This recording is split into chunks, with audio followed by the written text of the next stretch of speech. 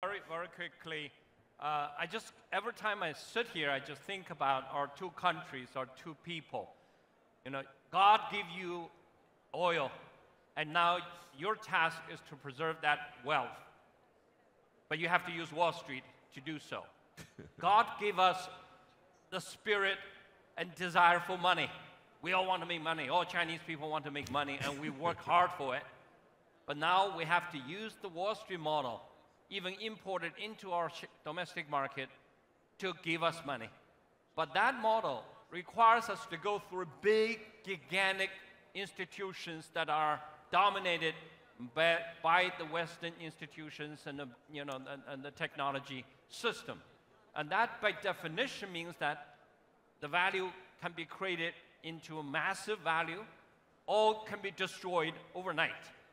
So that model essentially is that we have to invest in trees that can grow into the sky.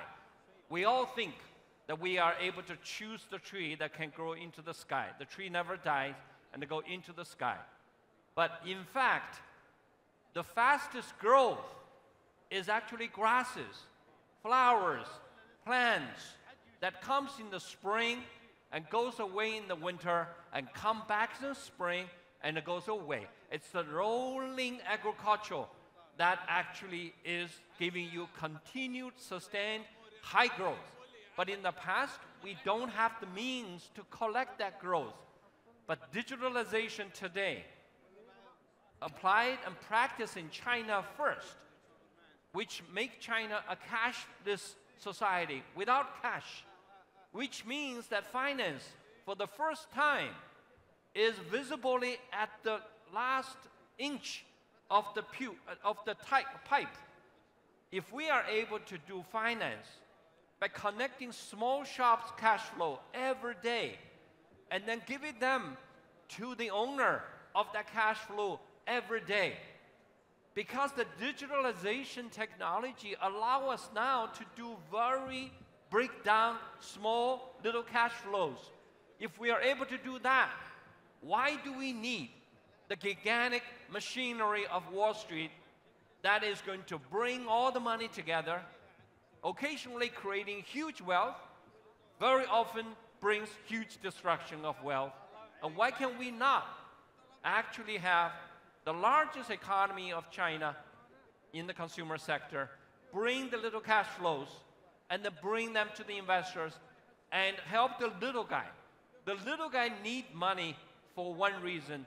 If something goes, what's the best money for a little guy?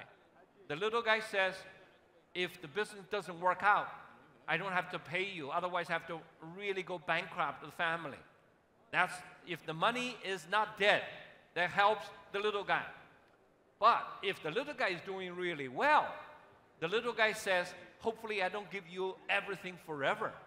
So that kind of money, is not debt, and it's not really equity. It's too good to be true. But because why investor would give anybody that kind of money?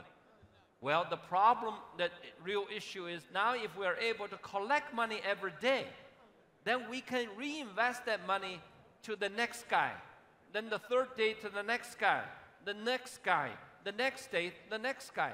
So you are able to use the same dollar a few times, but each individual little guy is not paying you a lot, but you are getting a lot. So investor is getting equity-like returns, but massive numbers of fixed income stability.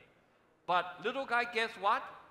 If he's really going to be difficult, the business breakdown, he does not have to bankrupt himself and his family.